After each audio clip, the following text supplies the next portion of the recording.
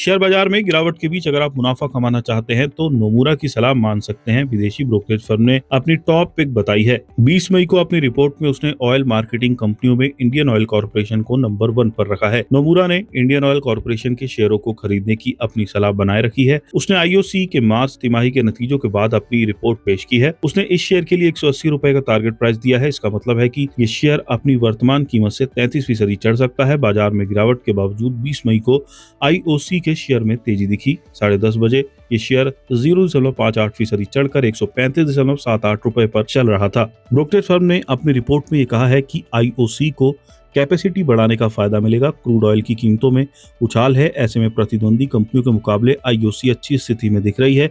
IOC सरकार की company है। ये पेट्रोल, डीजल और एलपीजी की मार्केटिंग करती है। नोमुरा ने यह कहा है कि कंपनी को मार्च तिमाही में इन्वेंट्री का फायदा मिला। इस वजह से ईवीआईटीडीए अनुमान से ज्यादा रहा।